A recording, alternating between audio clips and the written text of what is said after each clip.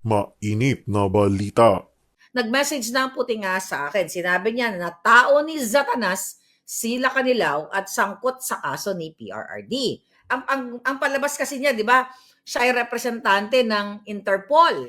Pero nakita niyo rin, doon sa papel na pinresent nila sa ICC ay hindi nakalagay na siya ay Interpol whatsoever official. Ang nakalagay, representante daw siya ng government ng Pilipinas. So obviously, nakita ninyo kung paano sila nagsinungaling. Kaya pinapakita ko sa inyo, excuse me, yung mensahe sa atin ng puting ahas na yang sila Kanilaw ay tao talaga ni Lisa Tanas. Mga kababayan, pag-usapan natin ang mga bagong kaletsihan ng bangag na bangag o republika ng makabago o republika ng mga bagong bangag. Sino ang mastermind? Mensahe ng puting ahas, Pulburon video, pasok pa rin sa mga nangungunang pag-uusapan natin. Mga kababayan, nung nasa Netherlands ako at nung nasa dahig ako habang tayo dyan ay nakikibaka, nagpakita ng suporta sa ating mahal na Pangulong Duterte, ay minessage ako ng ating puting ahas. Itong puting ahas natin ito, madalas na talaga siya nagbibigay ng mga impormasyon na never pang pumalpak. So that was April 3 o April 3rd sa Netherlands time. Okay? Siguro 2 dito sa US, ano? But kasi advanced kayo dyan sa Netherlands, Europa. So, ito ay na-overlook ko lang. O dahil nga busy ako, usually ang dami talagang dumarating na mensahe sa atin na mga impormasyon na, Marlica, ito, ganyan, ito nangyari sa lugar namin, ito si ganito, si ganyan. So, hindi ko naman po lahat yan nabibigyan ng pansin dahil nga, one-woman show lang ako, okay? So, kaya naman, binalikan ko yung messages. Actually, hindi ko siya binalikan. Sabi ng informante natin, nakita mo, yung Lakanilaw na kung saan yung special envoy sa transnational crime. So sabi ko, kasi nung sinend niya sa akin yung picture, ito napapakita na natin. Right. Yung sinend sa akin yung picture na yan, nababasa niyo ba? Lakayan nga natin. Okay? Ay, hindi ko naman kilala si Lakanilaw. So kung mapapansin niyo yung history of call namin, ayan April 3, outgoing, ayan, madaling araw yan Take note, yung oras na yan, madaling araw sa Netherlands. Ganyan ako, active na active ako. Kasi kahit na madaling araw, talagang pag carry lang ng alindago, sumasagot talaga ako or tumatawag ako pag may mga importanteng mga bagay-bagay. So, ayan, kung mapapansin ninyo, lakayan natin, sinend yan sa akin, yung picture na yan. Right? Ayan, nilakayan natin.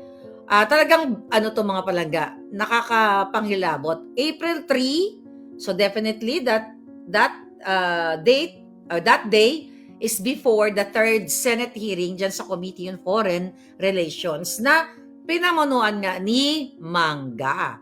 Pansinin niyo yung litrato, ayan, andyan si Lisa Tanas sa tabi. Okay? Siya ba ang presidente o siya ba ang mastermind o siya ang amo nitong Lakanilaw na ito? So ngayon, ayan si Lisa Tanas nasa wall. So kung mapapansin nila yung pangalan ng taong yan, ang opisina niyan ay si Marcos Visitacion Lakanilaw. Siya yung kinontempt ni Senator Bato at ngayon ay pinalaya ni Kilay o ni Quezon dahil nga syempre, obvious pa ba dyan sa litratong yan? Although sabi nila, ang litrato ay hindi basihan kung ano ba talagang katotohanan, pero tignan natin yung dots. Let's see the dots. Okay? Ang sabi ng puting ahas, ayan, tao ni Lisa Tanas, o ni Lisa, na connected sa case ni PRRD. So, ang sagot ko naman, ayan, tingnan mo, 4:23 a.m., yung time na yan. Sabi ko, papaano? Tell me. Ang sabi niya, di daw napapansin itong taong ito, pero kuha muna daw siya ng facts. Okay? So, yan mga kababayan, nakikita ninyo yung information na yan, so dapat inano ko yan, pinost ko. Kaso lang, dahil nga busy nga ako doon sa Netherlands. So, syempre, tsaka wala pa naman buong konkreto, wala pang buong naratibo or konteksto kung paano sila, paano siya biging kasabwat ni Lisa Tanas. Di ba kung napapansin ninyo, sabi ko, papaano? Tell me. Alright? Ngayon, tanggalin na natin yan. Puntahan nyo na lang yan sa ating Boljakan na Facebook page. Ngayon, tignan natin. Basahin ko muna yung aking sinabi dyan. Ayan, no? Kung mapapansin ninyo, basa niyo ba yan?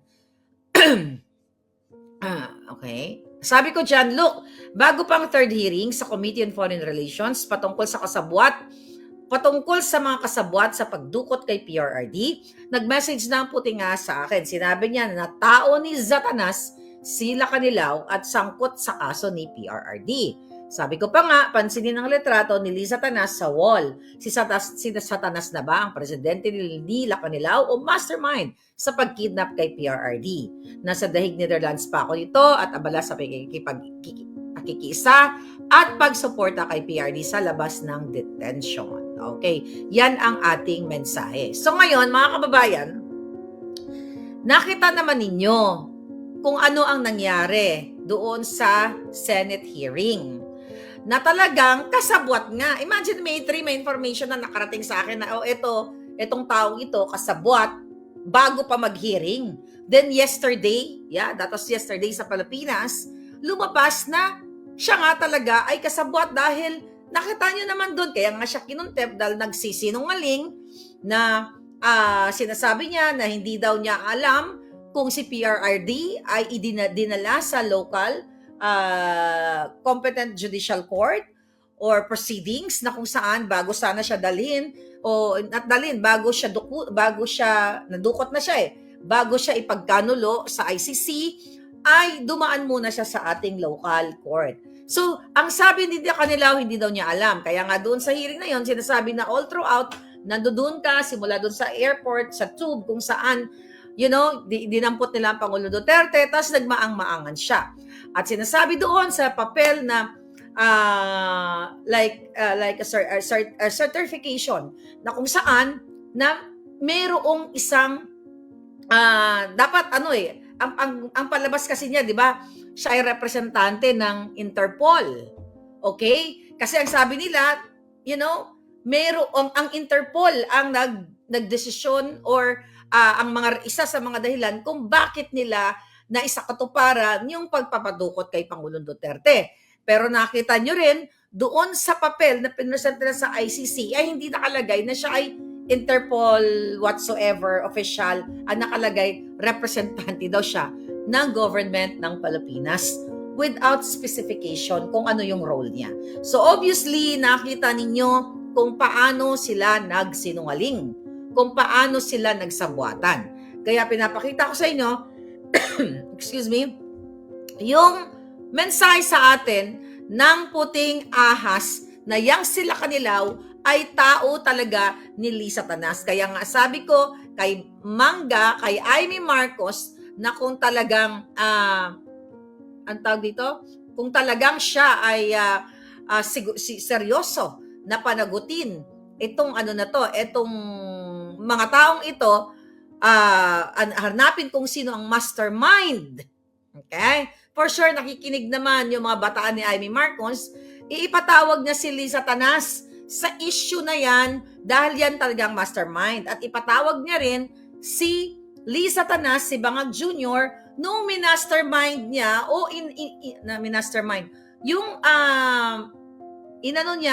pinlano niya o nakipagsabuatan siya para dukutin yung dalawang minor de edad sa Turkey na anak ni Sheena at ni yung business partner niya na si Francis Lloyd Tichua. Yan dapat, okay?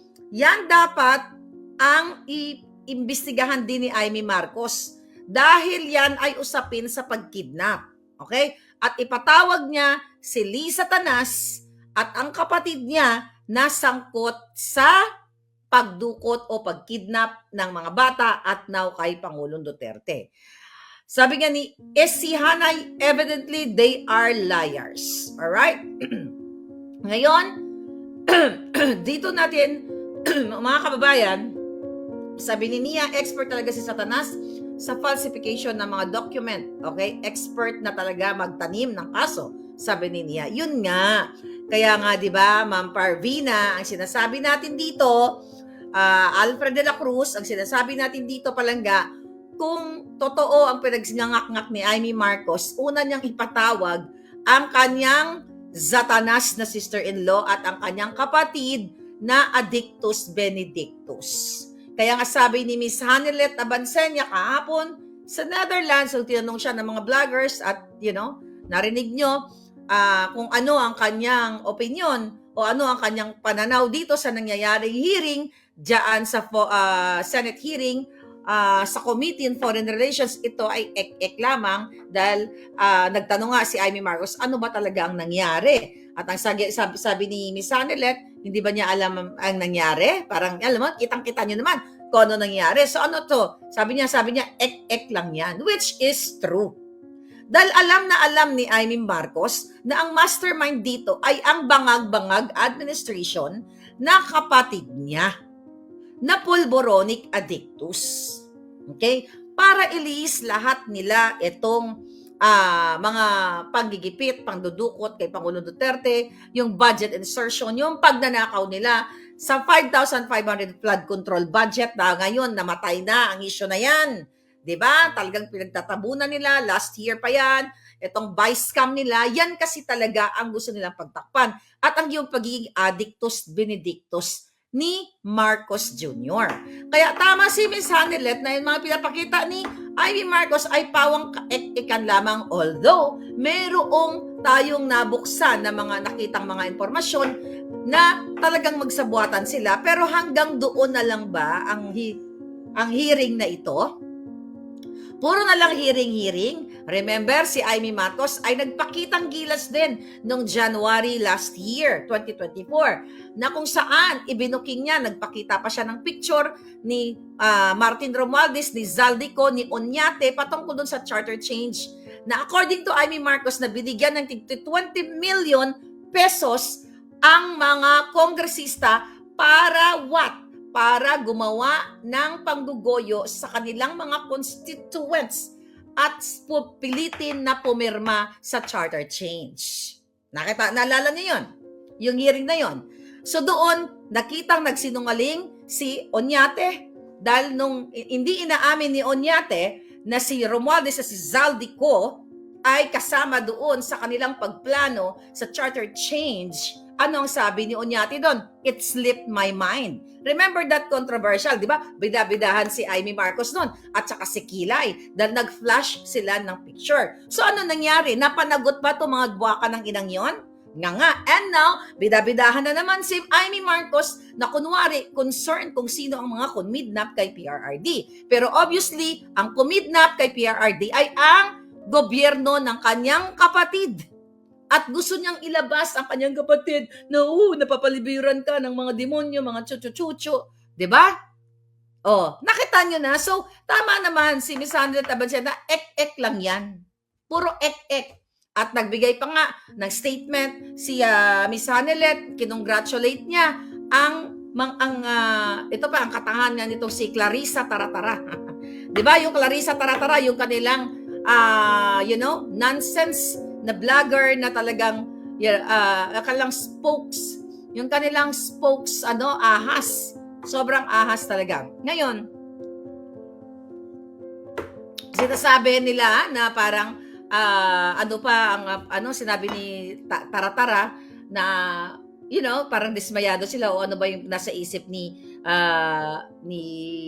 Miss Hanelet at di daw dapat ginagawang biro itong mga nangyayari sa Pilipinas. Sabi ko nga, ang syunga-syunga talaga nitong spokes, okay? Yung spokes taratara ng tagangak-ngak, tagangak-ngak ni Bangag nung sinabi niya na hindi daw bakit daw ganun yung congratulation ni Hanelet. Sabi ko nga, mahina talaga yung jutak nitong si Clarissa Taratara. Bakit kamo? Mga kababayan, yung pag-congratulate ni Miss Hanelet Abansenia, dito sa pangyayari sa ating bayan sa Pilipinas na kung saan may dinukot, kidnap or ransom, nagbigay na ng ransom pero ginorgor pa itong si steel magnet or Filipino-Chinese business person na si Anson Ke.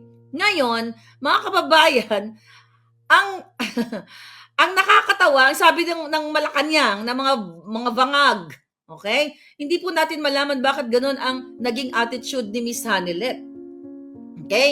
Kaya sabi niya kay Miss Hanilet, wag niyo pong gawin na issue dahil may buhay po ritong nakasalalay. May mga buhay po nawawala. Wag ninyong gawing katatawanan ang gobyerno. Ang sabi ko nga dito, siya nga talaga. Why? Yun ay sarcasm. Okay? Ang ibig sabihin noon, ayan, hindi siya natutuwa si Hanilet dahil may nakidnap.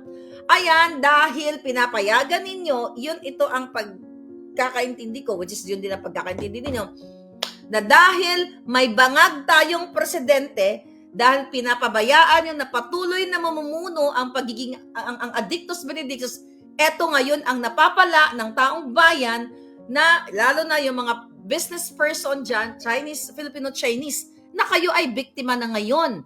At kayo ay, syempre may mga pera kayo, you're just focused on your business. O di ba ngayon ay hindi na lang kaming mga ordinaryong Pilipino ang binibiktima, kundi kayo din na mga negosyante na may pera na mismo kayo ay may mga bodyguards, may drivers, pero hindi nyo kayang protektahan ang inyong mga sarili sa panahon ng bangag administration. Yan ang punto dyan ni Miss Hanilet. Okay?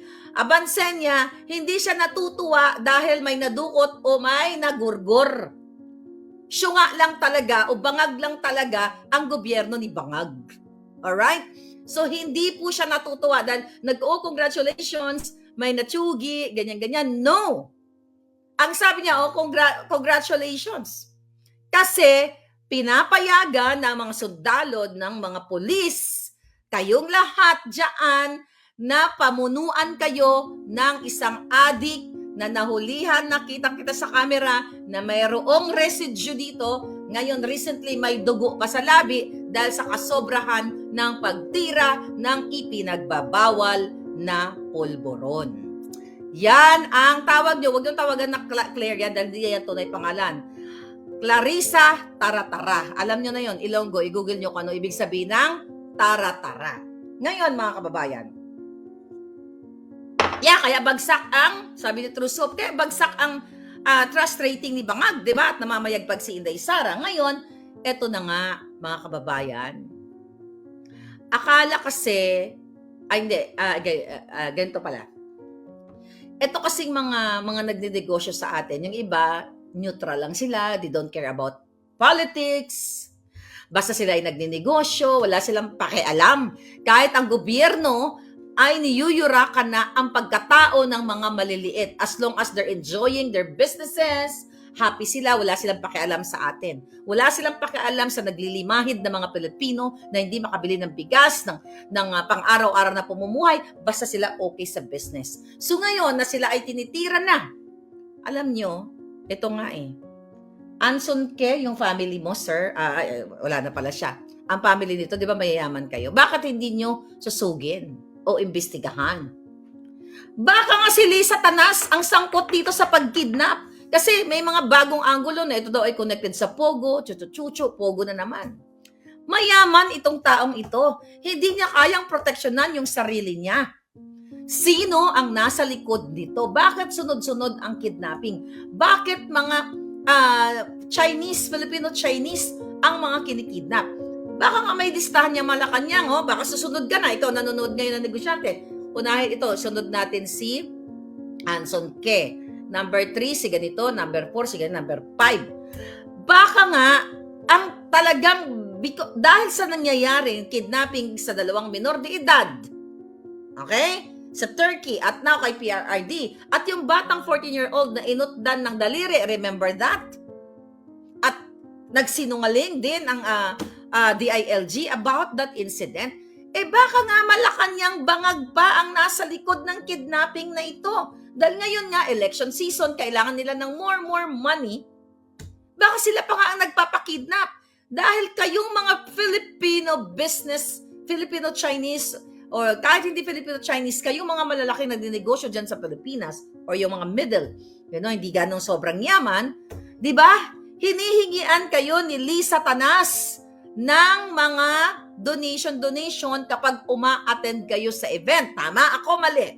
Yung mga lab for all, ini-invite, ayon sa ating source, na ini-invite yan ng Malacanang ni Lisa Tanas, yung mga Chinese businessman na para lang magkaroon ng chance na mag-socialization, picture katabi si Lisa Tanas, hinihingian ng donation. Hinihingian pa kayo ng pera. So definitely, ang gobyernong Bangag ay may listahan kung sino ang may mga pera at kayo ay pwede kayong pangkikilan at okay, isunod natin to si Mr. Ganito, dada. Ha? At sino naman ang ordinaryong like mga ganggang lang, na mag-isip na sige, kidnapin natin si ganito, si ganyan. Hindi po pipitsugin ang mga gumagawa ng ganitong krimen. Yung mga high-powered na bang nila, tignan din, di ba? Saan galing? Baka galing pa sa PNP yan o AFP at sila ay magkakasabwat. Di ba? Posible yan. Kasi bakit walang takot yung mga nagbabang-bang ngayon? Sino ang mastermind? Sino ang nagsasponsor sa kanila? Sino ang nagbibigay sa kanila ng proteksyon na bakit ang tapang nilang talagang manggurgur? The fact na mayaman ito si Mr. K. For sure, may bodyguard, may mga, may bullet, I don't know, I hope may bulletproof. Yung mga mayayaman din sa atin, naka-bulletproof car sila. Yan yung sinasabi ko sa inyo, mga kababayan. Ngayon, dahil sa ayaw pa rin tumigil natin yung mga bibig dito, kaya ngayon, ang Bangag ay gumagawa sila, sila ng mga tao na pwede nilang bayaran. Alright? Ngayon, mayroon tayong gugurgurin for the first time. Alright? So ngayon, mga palangga, kaya itong Pulburon video, may bago na namang hanash. Ang Malacanang at ang NBI. Okay, tignan natin. Meron silang bagong pananakot na naman. Ano ang sabi dito? Tignan natin ha. Binalita nila. Alright. Tignan natin ha. PBBM sa NBI, kasuhan ang nasa likod ng Pulburon video. Sabi dito, ipinaubaya ni Bangag Jr. sa National Bureau of Investigation ang pagsisiyasat at pagsasampa ng kaso sa mga taong nasa likod ng Pulburon video. Nakausap po natin, sabi nakausap po natin ang Pangulo at sinabi po niya na hayaan na lang po natin ang ating mga law enforcement, ang NBI at ang DOJ na magsasagawa ng pag-iimbestiga patungkol dito ayon kay Clarissa Taratara. At kung mayroon dapat managot, kung napakita talaga ang liability ng kahit sino dyan na involved, ay dapat lamang po siguro na masampahan ng kaso kung ito ay makikita naman po ng DOJ, NBI. Yun ang sabi nila. Sabi nga dito, sa hearing ng Tri-Committee, okay, nakita nyo na yan. So ngayon, ito naman ang gusto kong sabihin sa inyo mga kababayan. Alright? Ano ang, ano yung weight ng sinabi ng mga Bangag ngayon? Kasuhan, makapagsabuatan naman DOJ, NBI, Naalala nyo July, mga kababayan? July of 2024, nung inilabas ko ang Pulburon video na yan, dahil nga pinarwad sa atin ng ating puting ahas para malaman ng taong bayan na ang gobyerno ni Bangag o si Bangag ay addictus benedictus o kontaminado ang kanyang dutak, kaya hindi siya karapat-dapat na mamuno sa ating bayan. At impeachable nga yan pero wala pa tayong laban ngayon sa Kongreso at sa Senado dahil magkakasabwat sila. Tinakot, ulit-ulitin ko, lumang tugtugin na yan. Dahil sinabi yan ng ni Abalos, ni DND, lahat sila, PNP, lahat sila, sinabi nila yan noong July 22, 2024, pero July 21 dito yun sa Amerika, kasi sa Long Beach ko yan pinalabas, na nataranta sila like hours prior to the state of the nothing achieved ni Bangag ay inilabas ko. Nataranta sila, kaya dinisect nila yung picture at ito daw ay deepfake. At ito daw ay edited. So ngayon, medyo namatay na nga yan, di ba? Ngayon, binuhay uli nila. And this is really good. Kaya nga sabi ko, baka si Martin Romualdez Tambalusos ang nagbuhay niyan para lalong bumagsak ang kanyang pinsan dahil nga ang gustong suportahan ni Lisa Tanas, ayon sa ating puting ahas, it's either yung crush niya na si John Vic o si Quieso na gusto ring makipag-kompetensya dito sa presidential bid sa 2028. Ngayon mga kababayan, ano ang depensa nitong Bangag administration?